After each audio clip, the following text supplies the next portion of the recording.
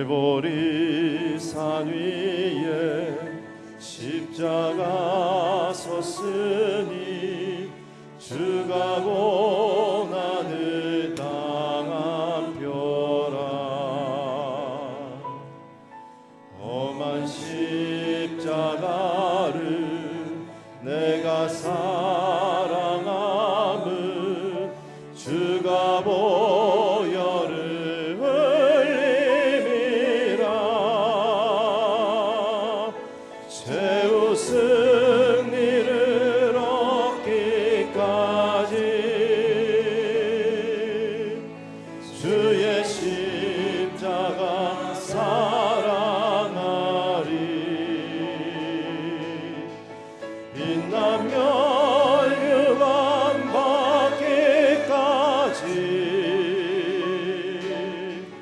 험한 십자가 붙들겠네. 멸시천대 받은 주의 십자가에 나의 마음이 끌리도다. 귀한 어린 양이 세상 죄를 지고 험한 십자가 지셨도다.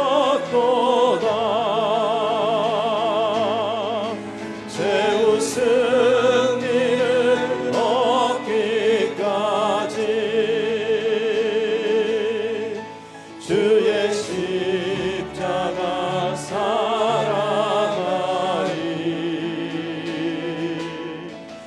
빛나며 멸류관 받기까지 험한 십자가 붙들겠네. 험한 십자가에 주가 흘린 피를 믿는 마음으로 바라보니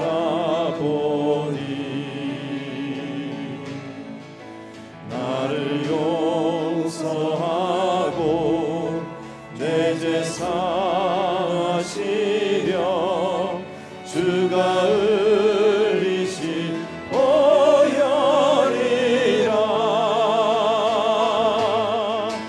최후 승리를 얻기까지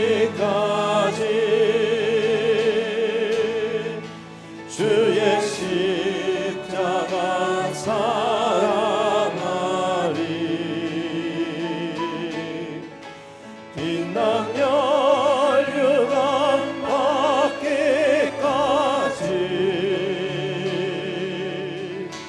험한 십자가 붙들겠네. 주님 예비하신 나의 본향집에 나를 부르실 그날에는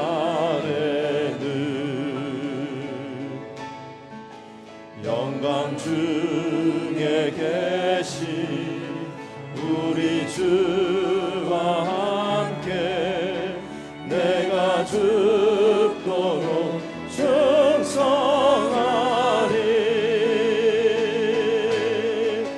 최후 승리를 얻기까지 주의 십자가 사랑하리.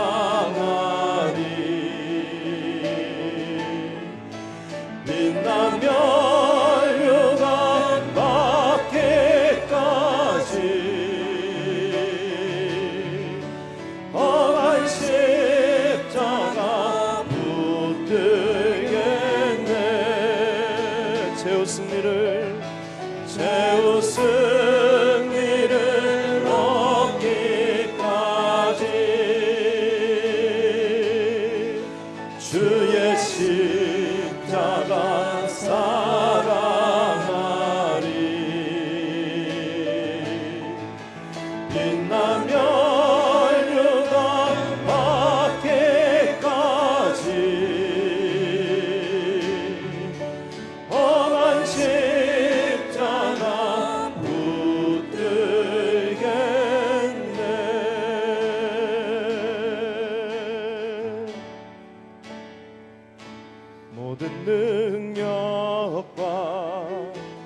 모든 권세 모든 것 위에 뛰어나신 주님 세상이 증량할 수 없는 지혜로 모든 만물 창조하셨네 모든 나라와 모든 보좌 이 세상 모든 경이로움보다 이 세상 모든 값진 보물보다 더욱 귀하신 나의 주님 십자가 고통당하사 버림받고 외면당하셨네 짓밟힌 장미꽃처럼 나를 위해 죽으셨네 나의 주 십자가 고통당하사 버림받고 외면당하셨네 짓밟힌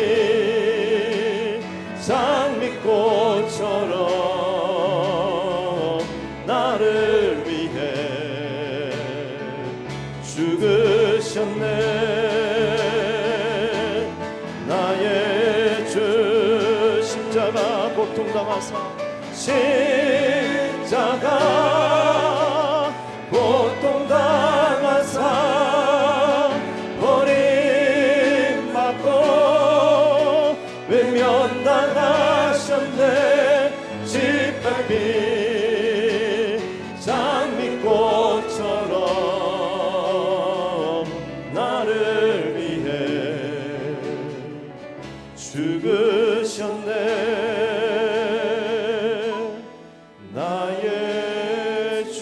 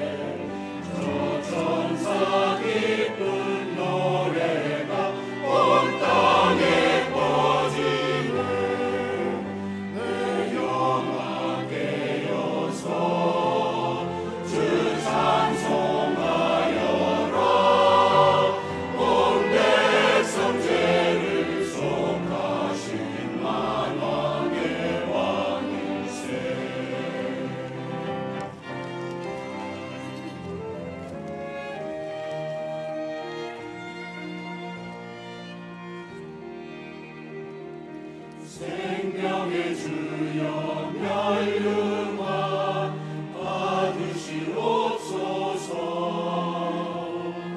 나 위에 쓰신 가시관 나 기억합니다 정의세만의 기도를 늘 기억하게 하시고 그 십자가의 은혜로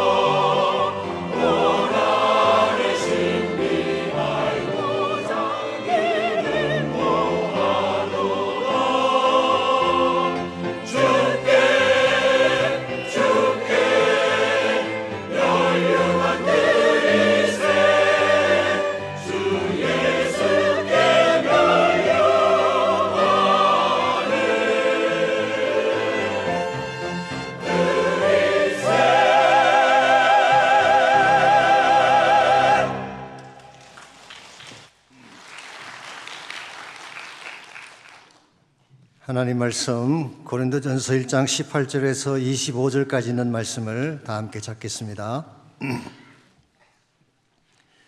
고린도전서 1장 18절에서 25절까지 한 절씩 교독하겠습니다. 십자가의 도가 멸망하는 자들에게는 미련한 것이요 구원을 받는 우리에게는 하나님의 능력이라. 기록된 바 내가 지혜 있는 자들의 지혜를 멸하고 총명한 자들의 총명을 폐하리라 하였으니 지혜 있는 자가 어디 있느냐, 선비가 어디 있느냐, 이 세대의 변론가가 어디 있느냐. 하나님께서 이 세상의 지혜를 미련하게 하신 것이 아니냐. 하나님의 지혜에 있어서는 이 세상이 자기 지혜로 하나님을 알지 못하므로 하나님께서 전도에 미련한 것으로 믿는 자들을 구원하시기를 기뻐하셨도다. 유대인은 표적을 구하고 헬라인은 지혜를 찾으나 우리는 십자가에 못 박힌 그리스도를 전하니 유대인에게는 거리끼는 것이요 이방인에게는 미련한 것이로되 오직 부르심을 받은 자들에게는 유대인이나 헬라인이나 그리스도는 하나님의 능력이요 하나님의 지혜니라. 하나님의 어리석음이 사람보다 지혜롭고 하나님의 약하심이 사람보다 강하니라. 아멘.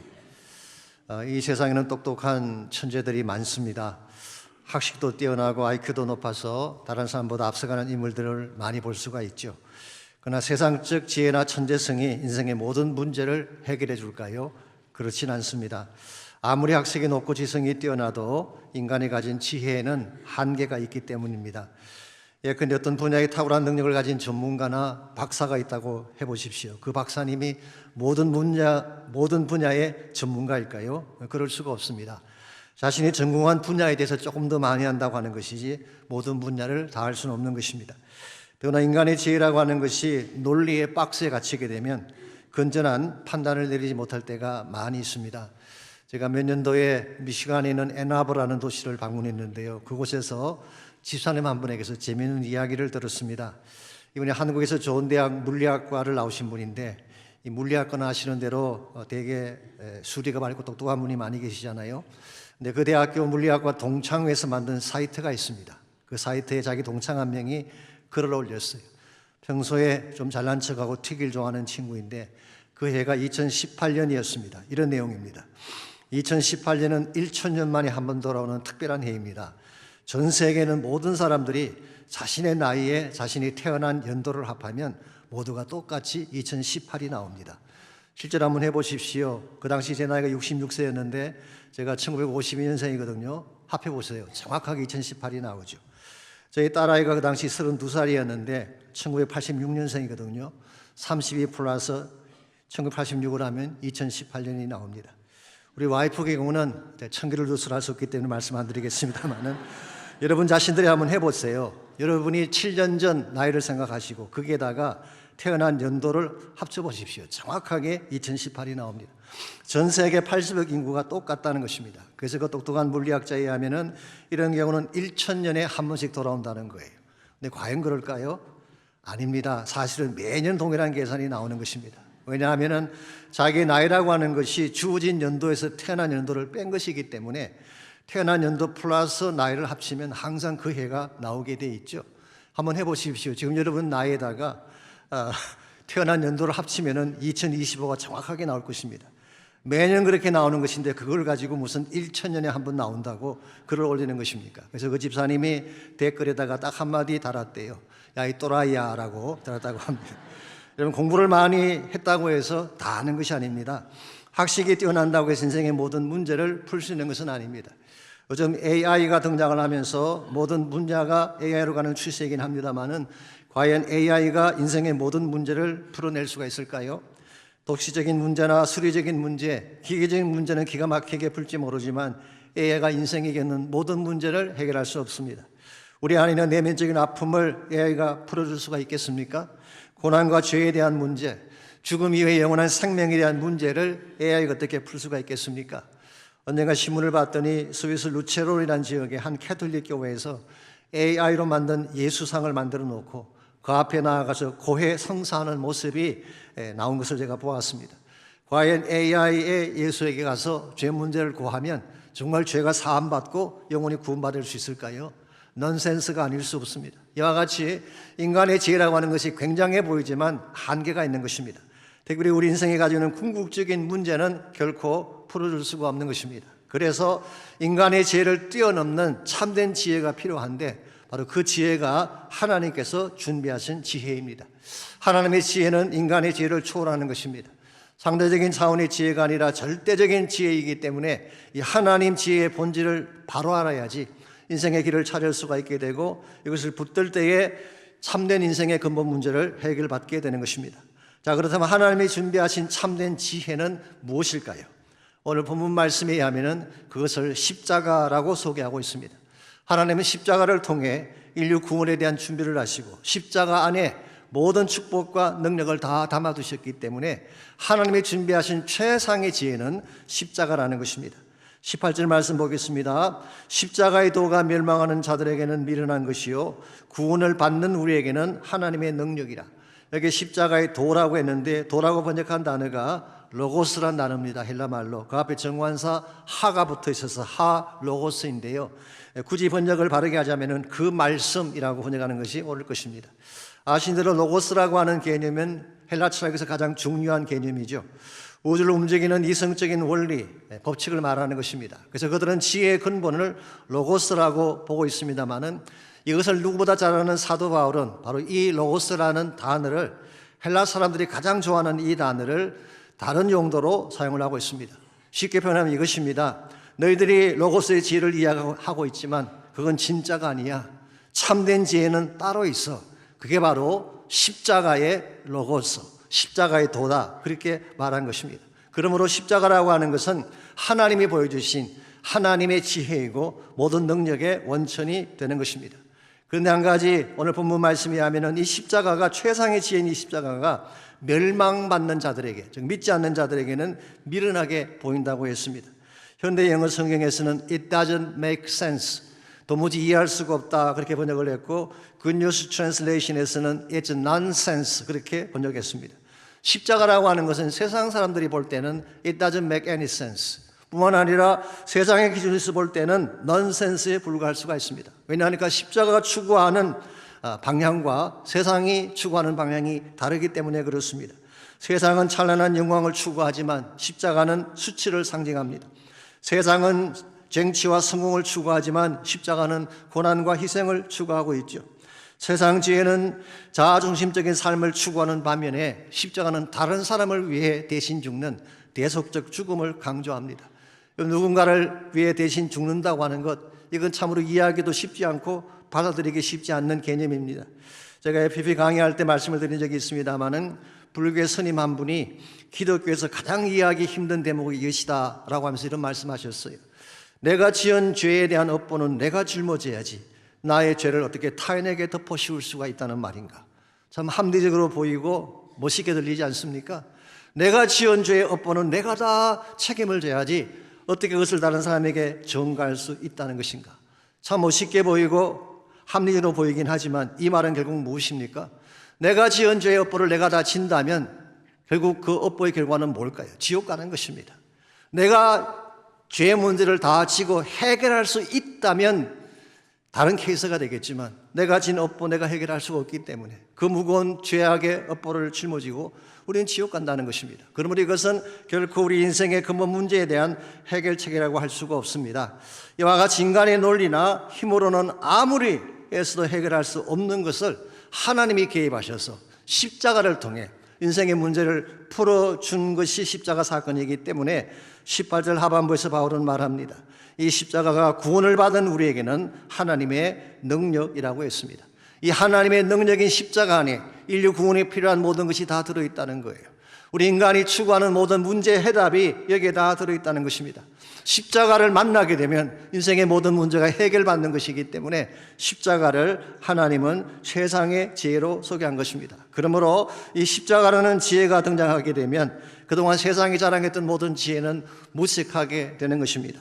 그래서 19절 20절을 보겠습니다. 19절 기록된 바 내가 지혜 있는 자들의 지혜를 멸하고 청명한 자들의 청명을 폐하리라 했으니, 사실 이 말씀은 이사야 29장 14절을 인용한 것인데요, 이사야가 기록한 원문에는 이런 전제가 붙어 있습니다.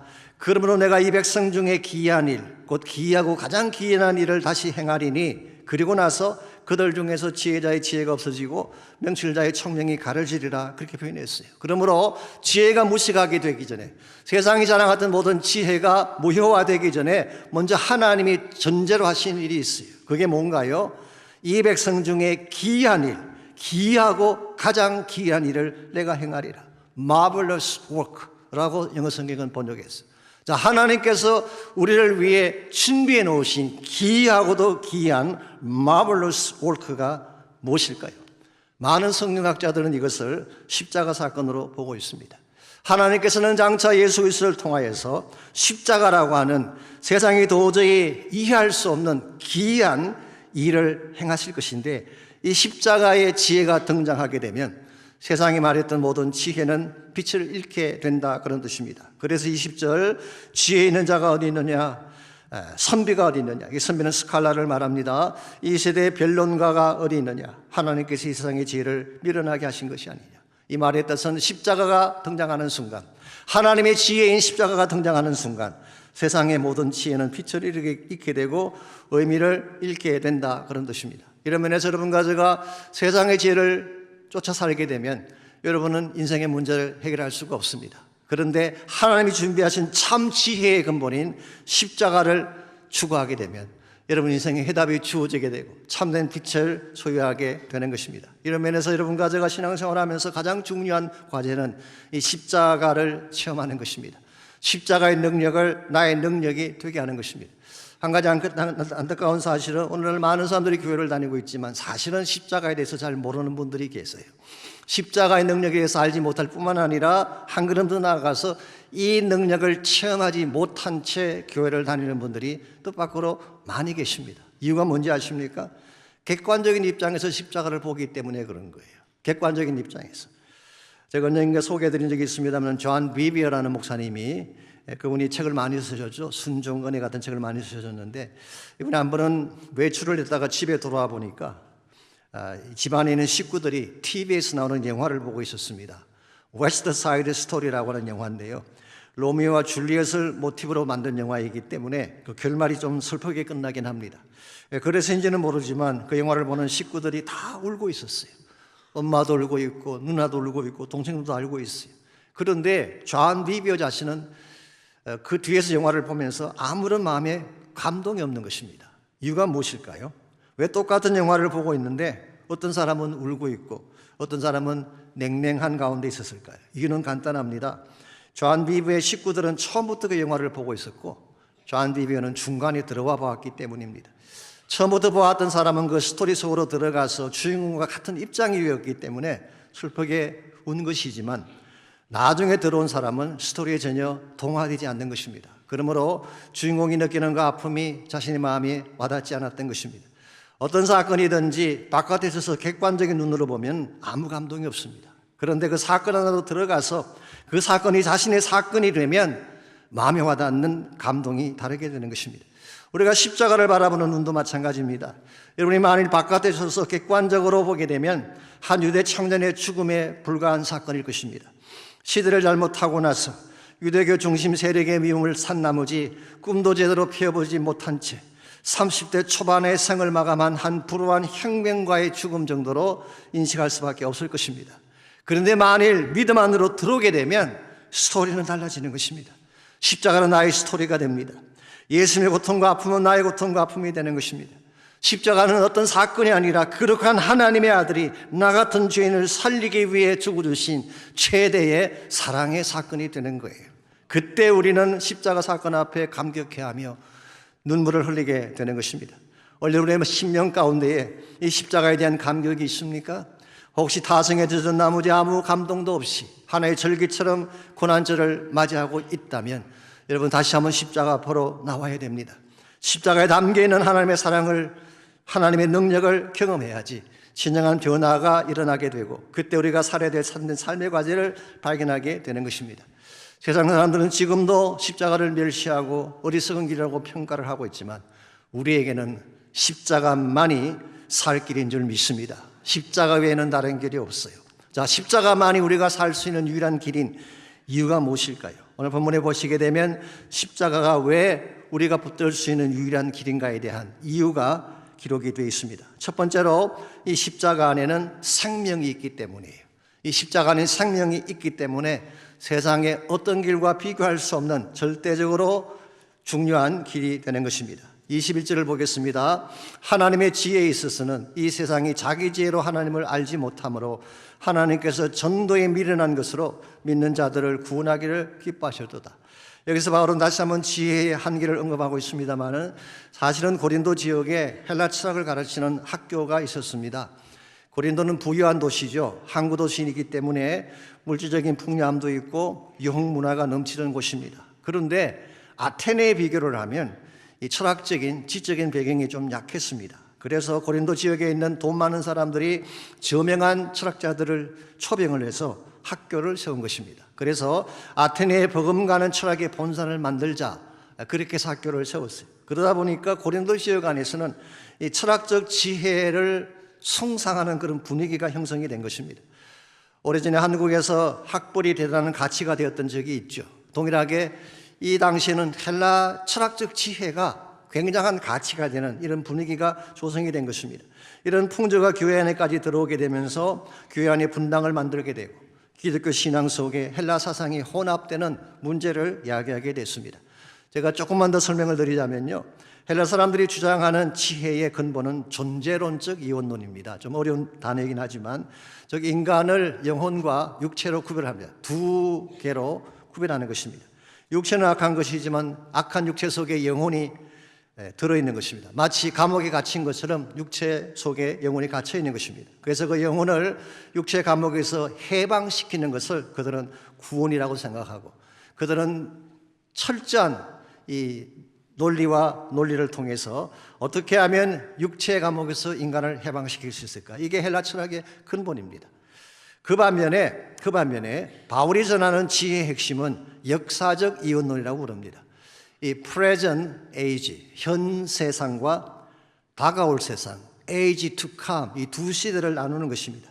현 세대라고 하는 것은 죄에 물들고 어둠에 물들어 있는 장차 망할 세상, 우리가 몸담고 있는 이 세상이 present age죠. 현 세대를 말하는 것입니다. 다가올 세상은 age to come이라고 하는 것은 장차 하나님이 만드실 새로운 시대를 말하는 것입니다. 복음서에서는 이것을 하나님의 나라라고 표현하기도 했습니다. 여러분과 저는 처음부터 이 세상에 속했었죠. 어두움 가운데 죄악 가운데 살다가 멸망받아야 마땅할 이 세상에 살던 우리를 하나님이 건져내셔서 하나님이 준비하신 새로운 세상, 하나님의 나라죠. 그 나라의 백성으로 삼아준 사건을 성경은 구원이라고 부르는 것입니다. 그러나 구원 사건은 비록 내가 이 현세의 몸을 담고 있다고 하더라도 나의 소속이 하나님 나라의 소속이 되어서 하나님과 더불어 살게 되는 삶을 사도 바울은 구원이라고 표현했습니다. 이것이 바로 성경이 말하는 생명이죠. 요한복음 5장 24절에 보면 이렇게 기록이 되어 있습니다. 내가 진실로 진실로 너에게 이르노니 내 말을 듣고 또 나 보내신 이를 믿는 자는 영생을 얻었고 심판에 이르지 아니하나니 사망에서 생명으로 옮겼느니라. 즉 예수님을 믿는 자들에게 주어질 세 가지 차원의 축복을 소개하는데, 첫째로 영생을 얻었다. 이 과거처럼 표현됐지만 사실은 present tense입니다. 우리가 예수를 믿는 순간 having eternal life, 영생을 가진 자가 되는 것입니다. 심판에 이르지 않는다, 이것은 미래형입니다. 장차 우리가 우리 죄를 들고 심판대 앞에 서서 심판받고 지옥 가는 게 아니라 그런 뜻이에요. 그리고 세 번째 주어진 것이 현재 완료형인데요, 사망에서 생명으로 옮겨졌느니라. 그러므로 우리는 이미 우리의 스테이터스가 사망에 속한 것이 아니라 생명조로 옮겨진 것을 말하는 것입니다. 그래서 우리는 비록 이 땅에 살고 있지만 우리의 소속은 천국입니다. 그러므로 우리는 죽은 자가 아니라 살아있는 자들이에요. 사망에서 생명으로 옮겨졌기 때문에 이와 같이 놀라운 사건이 무엇을 통해 이루어졌다는 것입니까? 십자가를 통해 이루어졌다는 거예요. 그래서 21절을 다시 보시면은 이와 같은 것이 하나님의 지혜이기 때문에 하나님께서는 전도에 미련한 것으로 믿는 자들을 구원하시기를 기뻐하셨다고 했어요. 여기서 바울은 전도하는 것을, 복음 전파하는 것을 미련한 것이라고 표현합니다. 이 말은 세상 사람들이 기준으로 볼 때 그렇다는 거예요. 지금도 세상 사람들은 전도하는 우리를 미련하게 볼지 모르겠어요. 우리가 전하는 복음이 너무 단순하기 때문에. 페이트를 공부하신 분들은 잘 아실 것입니다. 너무 심플해요. 너무 심플해요. 간단합니다. 너무 심플하니까 어떤 분들은 좀 거부하기도 해요. 어떻게 하나님의 구원이 이렇게 심플하게 이루어질 수가 있나 주저하는 분들도 계시는데요. 원래 진리는 단순한 것입니다. 단순한 것이 진리예요. 한국 대학가에서 흔히 말하는 그 이야기 중에 교수들의 사회적 정의, 사회적 데피니션이라는 것이 있습니다. 교수는 어떤 사람이냐? 쉬운 것을 어렵게 말하는 사람, 그렇게 분류가 되어 있어요. 5분이면 끝날 이야기를 1시간씩 2시간씩 늘어놓는 사람들, 복잡하게 만드는 거예요. 그래서 실제로 이런 일화가 있다고 하는데 모르겠어 사실인지 모르지만 어떤 교수님이 논문을 썼는데요. 논문을 쓰고 나서 조교에게 읽어보라 그랬어요. 그 물었습니다. 무슨 뜻인지 알겠느냐? 조교가 알겠대요.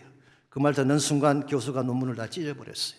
그리고 교수가 다시 논문을 썼는데 조교가 아무리 읽어도 모른다고 할 때까지 논문을 썼다고 하는 그런 우스꽝스러운 일화가 남아 있습니다. 복음은 그럴 필요가 없습니다. 복음은 심플한 거예요. 단순한 거예요. 예수님을 믿으면 구원받는다고 하는 아주 심플한 메시지가 복음입니다. 그러므로 세상 사람들이 보기에는 미련해 보일지 모르지만 어떻게 보이 어리석게 보일지 모르지만 이 복음이 바로 하나님의 능력이고 하나님의 지혜가 되는 것입니다. 복음이 단순한 것이기 때문에 단순한 진리이기 때문에 여러분과 제가 복음을 받아들일 때도 심플하게 받아들여야 돼요. 따지고 계산하고 복잡하게 알교하지 마십시오. Simply accept하면 생명이 우리에게 주어지는 것입니다. 제가 몇 년 전에 그렉 로리 목사님의 설교를 듣는 중에 그분의 개인 간증을 들을 기회가 있었습니다. 아시겠지만 그분의 어머니가 특별한 분이셨잖아요. 알코올릭이고 마약 중독자였습니다. 그래서 7번 재혼을 하셨어요. 그래서 그렉 로리에게는 7명의 스텝파더가 있는데요. 그 중에 한 명이 오스카 로리라고 하는 분이었어요. 이분은 생분은 아니지만 그렉 로리를 자신의 아들처럼 대해준 유일한 사람이었습니다. 그래서 그렉 로리, 그분의 성을 따라서 그렉 로리라고 이름을 붙인 것입니다. 이 오스카 로리는 굉장히 똑똑한 지성인이었습니다. 변호사였고 그러다 보니까 기독교 진리를 우습게 여기고 복음을 받아들이지 않는 그런 분이었어요. 그런데 그렉 로리가 목회를 시작한 지 얼마 안 되었을 때 오스카 로리가 몸이 좋지 않다는 소식을 듣게 됩니다. 심장에 심각한 질병이 생겼다는 거예요. 그래서 일부러 뉴저지에 살고 있는 그분의 집을 방문을 했습니다.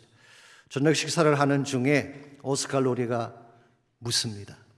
너가 어떻게 예수를 믿고 목사가 되었는지 그 스토리를 좀 소개해 주지 않겠는가?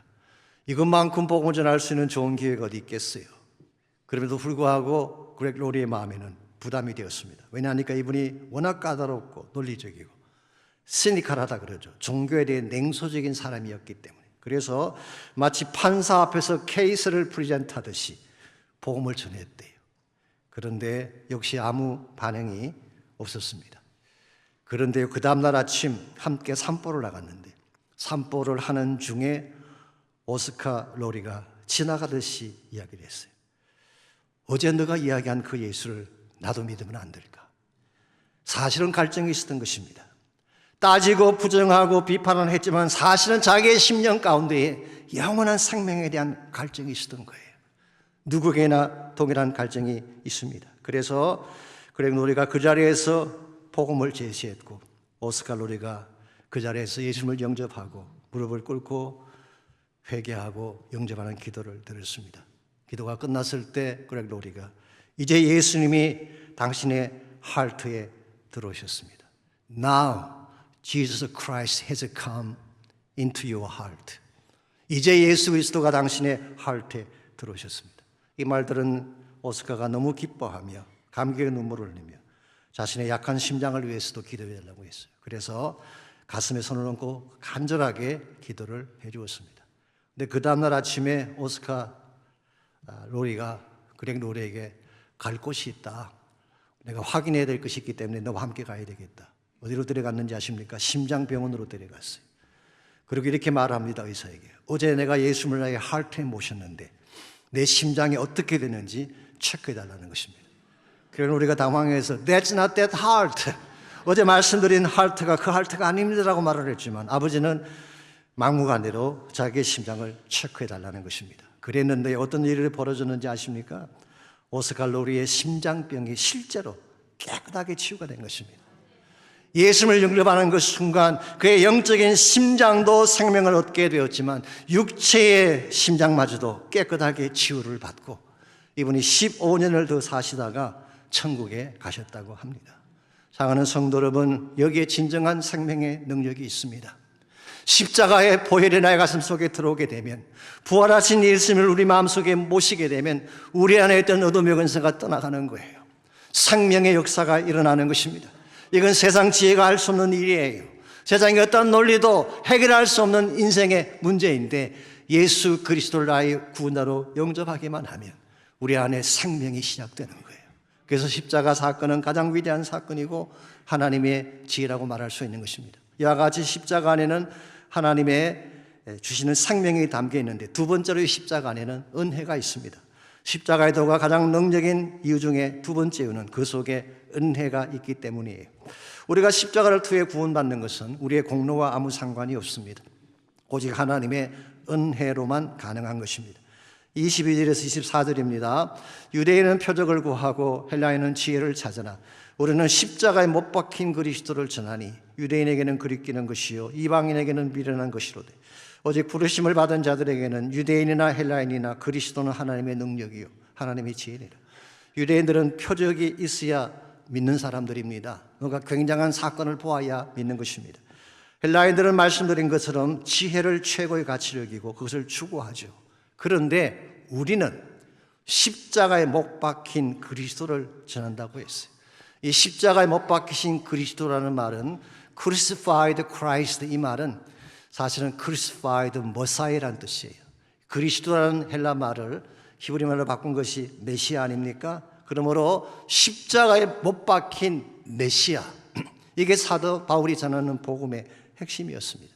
사실 이것이 유대인들이 복음을 거절할 수밖에 없는, 유대인은 절대로 받아들이기 쉽지 않았던 대목이 바로 이 대목이에요. 왜냐하니까 신명기 21장 22절과 23절에 보게 되면 사람이 죄를 지어서 죽게 되면 그 시신을 나무에 메어 달게 했습니다. 그리고 나무에 달린 자마다 저주를 받은 것이다 기록이 되어 있어요. 그러므로 처형을 당해서 이 십자가의 나무에 달려있는 자는 하나님께 저주를 받은 자인 것입니다.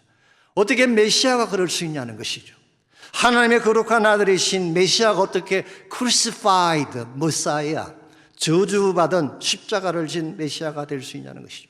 이것이 유대인들이 예수님을 받아들일 수 있는 가장 큰 거침돌. 그래서 오늘 본문에서는 유대에게는 그리끼는 것이라고 했죠. 영성경 보시면 stumbling block이라고 되어 있어요. 내 마음을 가로막고 있는 큰 바위가 된 것입니다. 역사를 보게 되면요, 사실 십자가 처형이라고 하는 것이 예수님으로부터 처음 시작된 것이 아닙니다. 그보다 훨씬 이전부터 있었어요. 스파르타쿠스라고 하는 영화를 혹시 보셨나요? 우리 커커 더글라스 나오던 옛날 영화, 유명한 영화가 있습니다. 원래 이 스파르타쿠스는 검투사 출신이죠. 노예였습니다. 그런데 반란을 일으켰어요. 그리고 제법 반란이 성공을 했습니다. 많은 사람들을 이끌고 반란을 일으켰죠. 그랬는데 폼페이우스라고 하는 로마 장군에 의해서 진압을 당하게 되고 그들이 다 체포를 당합니다. 그리고 나서 처형을 당하는데 200m의 길거리에 양쪽으로 십자가에 그 사람들을 매달았어요. 그러면 십자가라고 하는 것은 그 당시에 유대인뿐만 아니라 헬라인뿐만 아니라 로마 사람들에게까지도 저주와 수치의 상징인데 예수님이 바로 이 십자가를 지신 그리스도라는 것입니다. 이걸 믿을 수가 있겠어요? 사실은 사도 바울 자신이 이것 때문에 한때 예수 믿는 자들을 핍박했던 삶을 살지 않았습니까? 그런데 이 스탬블링 블락이었던 이것을 깨뜨리고 바울이 어찌해서 예수를 믿고 구원받게 됐을까요? 이유는 딱 한 가지입니다. 하나님의 은혜 때문이었어요. 바울이 예수님을 찾아간 것이 아닙니다. 부활하신 예수님이 그를 만나기 위해 다메섹으로 가셨어요. 바울이 먼저 하나님을 사랑한 것이 아닙니다. 하나님이 먼저 그를 사랑하셔서 독생자를 주시고 그를 만나기 위해 찾아가신 것입니다. 고린도서 15장 8절에 보게 되면 만삭되어 나지 못하여 난 자 같은 내게도 부활하신 예수님을 보이셨다고 했어요. 나는 사도 중에 작은 자요, 핍박자요, 폭행자요, 나는 하나님의 구원을 받을 자격이 되지 않는 사람인데 어찌하여 하나님이 나를 구원해 주셨는가? 그는 고전 15장 10절에서 한마디로 이렇게 요약합니다. 나의 나 된 것은 하나님의 은혜로 된 것이니 내게 주신 그 은혜가 헛되지 아니하여 내가 모든 사도보다 더 많이 수고하였으나 내가 아니요 오직 나와 함께 하신 하나님의 은혜로다. 바울을 바울 되게 한 근본 이유는 하나님의 은혜였습니다. 이것이 사도 바울에게만 해당되는 이야기일까요? 그렇지 않습니다. 여러분과 저에게도 동일합니다. 하나님의 은혜가 아니었다면 우리가 어떻게 구원받을 수 있었겠어요? 하나님의 은혜가 아니었다면 우리가 어떻게 여기까지 올 수가 있었겠습니까? 그러므로 정말 여러분과 제가 십자가를 바로 이해한다면 우리를 이렇게 구원해 주신, 가장 못나고 처참했던 우리를 사랑으로 구원해 주신 하나님의 은혜를 기억해야 됩니다. 그리고 이 은혜에 합당한 삶을 살아야지 바르게 사는 것입니다. 이 은혜의 빚진 자가 되어서 복음을 전가하고 주의 나라 영광을 위해 달려가야지 우리 삶이 바르게 되는 것입니다. 제가 몇 년 전에 한국에 나갔다가 우리 서순덕 선교사님이 동력하는 교회 목사님 안내로 양화진이라는 곳을 다녀왔습니다. 양화진은 그 절두산 옆에 있는 선교사님들의 묘지이죠. 이 절두산이라는 이름은 원래는 잠두봉인데요. 대원군이 예수 믿는 사람들을 하루에 500명씩 그곳에서 목을 쳐서 죽였다고 합니다. 그래서 절두산이 됐어요. 그 당시 피가 강화도까지 흘러갈 정도로 처참한 처형의 장소가 바로 그 자리인데요.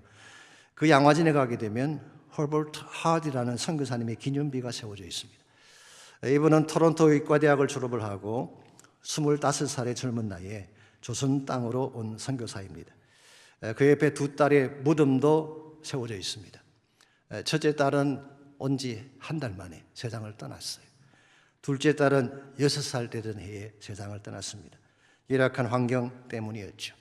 그럼에도 불구하고 그는 새벽마다 조선 땅을 위해 기도하고 조선 땅에 다시 복음이 일어나기를 위해 부르짖었습니다. 그 결과 1903년도에 원산 지역에 대부흥이 일어나죠. 그리고 이것이 도화선이 되어서 우리가 너무나 잘 아는 1907년도 평양 대부흥이 일어나게 된 것입니다. 후대에 누군가는 새벽을 깨운 하디를 다음과 같이 평가를 했습니다. 종달새는 자신의 소리가 봄을 알리는 소리인 줄도 모른 채 노래를 부른다. 하디가 그러했다 라고 적었어요. 자신의 기도가 조선 땅에 복음의 봄을 깨우는 소리인 줄도 모른 채 매일 부르짖는 중에 성령이 임하고 영적 각성이 일어나고 마침내 한국 땅에 복음의 꽃이 피어나게 된 것입니다. 이런 면에서 우리 모두는 빚진 자입니다. 1차적으로 하나님의 은혜의 빚을 졌지만 또 한 가지 복음을 전파해 주었던 선교사님들에게 빚을 지고 있습니다. 그분들의 흘린 피와 눈물의 기도가 오늘의 한국교회를 만들지 않았습니까? 그럼에도 불구하고 오늘 한국교회가 이제 좀 잘 살게 되었다고 복음의 문을 닫은 채 교세 자랑이나 하고 우리끼리 잘 먹고 잘 살기 위한 경쟁만 하고 있다면 우리는 언젠가 그 사실을 부끄러워해야 될지도 모르겠습니다. 여러분, 지금이라도 우리가 다시 은혜 앞으로 돌아가야 돼요. 복음을 깨우고 민족을 깨우는 종달새가 되어서 하나님의 은혜를 선포하며 살 수 있을 때 우리를 통해 십자가 능력이 살아나게 되고 우리 민족의 새로운 회복이 주어지는 것입니다. 이와 같이 십자가의 도가 참된 능력인 첫 번째 이유는 그 안에 생명이 있기 때문이에요. 두 번째 이유는 그 안에 하나님의 은혜가 있기 때문. 마지막 세 번째로 십자가가 참된 능력인 이유는 그 안에 사랑이 담겨져 있기 때문입니다. 25절을 보겠습니다. 하나님의 어리석음이 사람보다 지혜롭고 하나님의 약하심이 사람보다 강하니라. 여기 보면 하나님의 어리석음, 하나님의 약하심이라는 표현이 나오는데 여러분, 이게 말이 되는 이야기입니까? 모든 지혜의 근원이신 하나님이 어리석다니 이게 말이 되나요? 모든 능력을 소유하신 하나님이 약하시다니 이게 무슨 말입니까? 하나님이 어리석을 리가 없고 하나님이 연약할 리가 없는데 왜 하나님께서 이처럼 연약한 분이 되셨을까요? 결론부터 말씀드리면 여러분과 저를 사랑했기 때문입니다. 십자가에 달리신 예수님을 생각해 보십시오. 그는 하나님이셨어요. 그래도 불구하고 가장 가치 없고 누추한 죄인인 우리를 위해 생명을 주셨어요. 뿐만 아니라 그분은 천지 만물을 창조하신 하나님의 아들인데 하늘의 천군 천사를 호령할 수 있는 능력과 권세를 가지신 분인데 그분은 정말 힘없이 처형을 당하셨습니다. 때리면 맞고 옷 벗기고 침을 뱉어도 한마디 한 것도 하지 못한 채 짓밟힌 장미꽃처럼 피를 토하며 주고 가신 그분의 모습, 너무나 무능력하고 무기력하지 않습니까? 우리가 부르는 찬양의 가사처럼 crucified, rejected and alone, 십자가에 못 박히고 버림받고 홀로 되신 분, like a rose trampled on the ground, 마치 짓밟힌 한 송이 장미꽃처럼 땅에 피 흘리며 돌아가신 예수님. Why? 왜 이와 같이 연약한 존재가 되어 죽을 수 있을까? 이유는 한 가지입니다.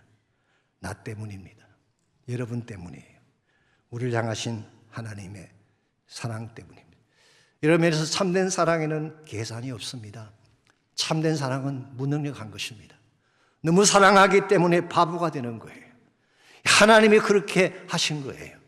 우리를 너무 사랑하기 때문에 우리를 구원하시기 위해 정말 힘없는 자가 되고 바보처럼 처형당하신 하나님. 그런데 놀라운 사실이 있습니다.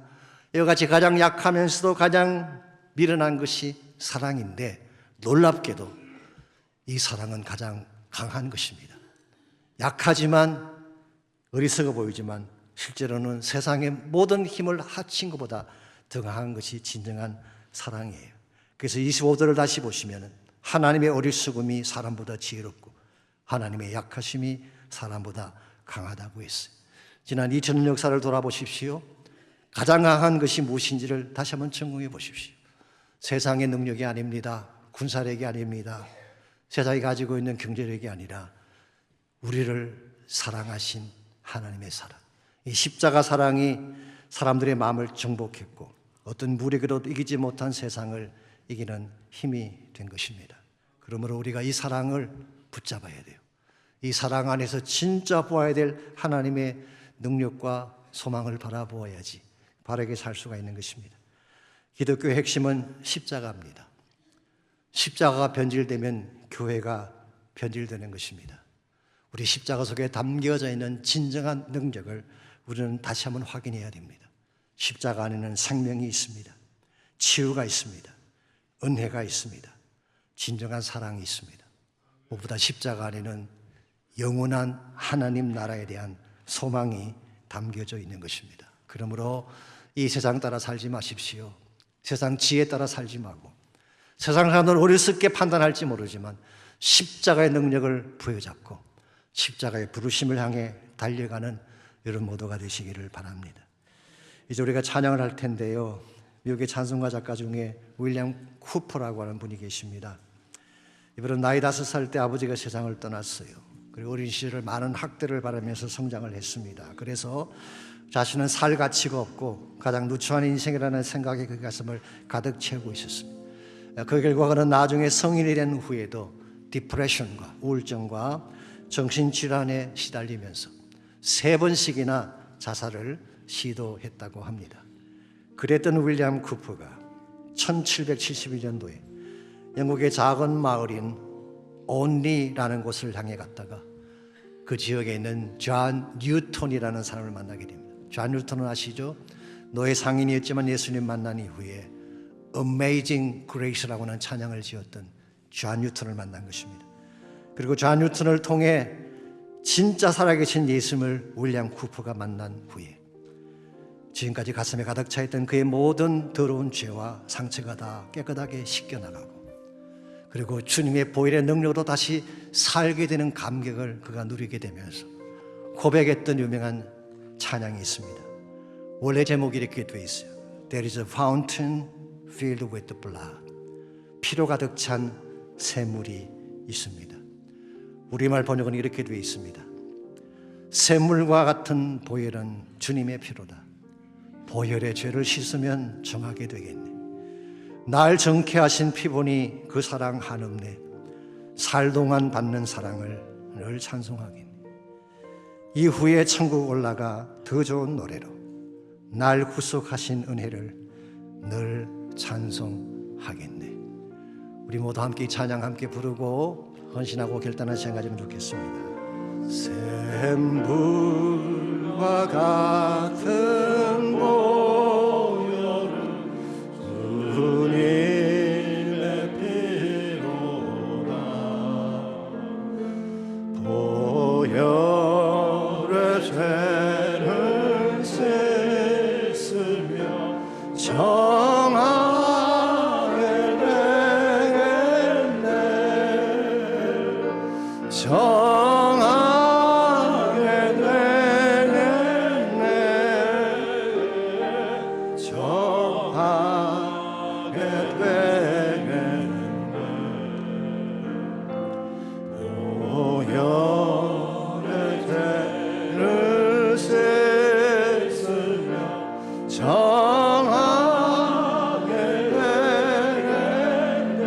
죄속함 받은 백성은 죄속함 받은 백성은 영생을 얻겠네.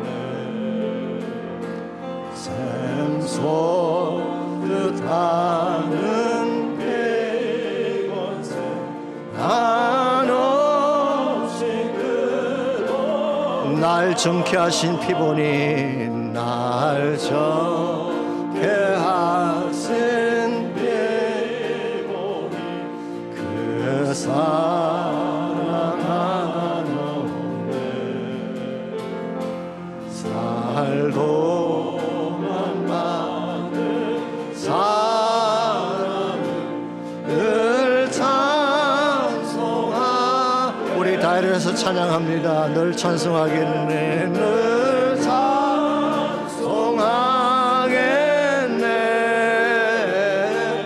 늘 찬송하겠네.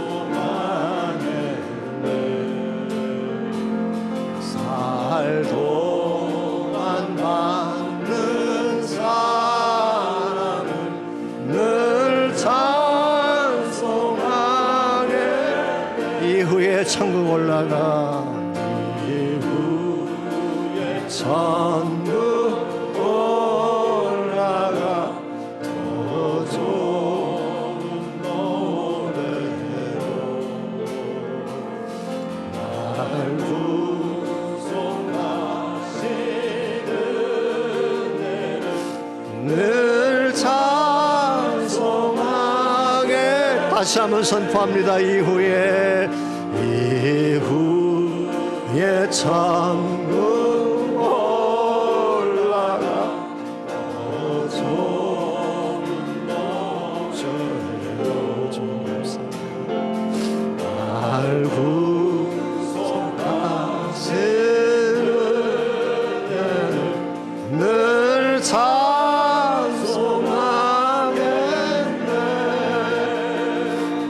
늘 찬송하겠네.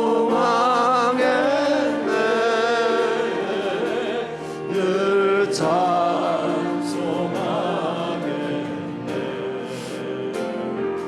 날 구속하시는 은혜 늘 찬송하겠네. 하나님 감사합니다. 세상은 십자가를 비웃고 어리석다고 말을 하지만 부르심받은 우리에게는 십자가가 하나님의 능력이요 하나님의 지혜임을 믿습니다. 이 십자가의 능력과 건설을 가지고 이 땅을 밝게 만들며 복음으로 세상을 변화시키는 우리 모두가 되게 하여 주시옵소서.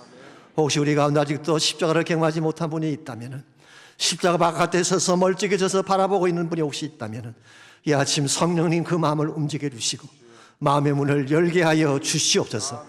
예수 그리스도를 나의 구원자로 영접하게 하시고 피 묻은 십자가를 붙들게 도와주시고 십자가 안에서 생명 얻고 치유받고 참 소망 얻고 달려갈 수 있는 주의 사람들 되게 하여 주시옵소서. 이제는 우리 구주 예수 그리스도의 은혜와 하나님 아버지의 무한하신 사랑과 성령님의 충만한 임재하심이 예배를 마치고 돌아가는 모든 성도 한 분 한 분에게 그들의 가정과 삶의 터전과 자녀들과 자손들 위해 이제로부터 항상 함께하여 주시기를 죽으시고 부활하신 우리 구주 예수 그리스도의 이름으로 간절히 축원하옵나이다.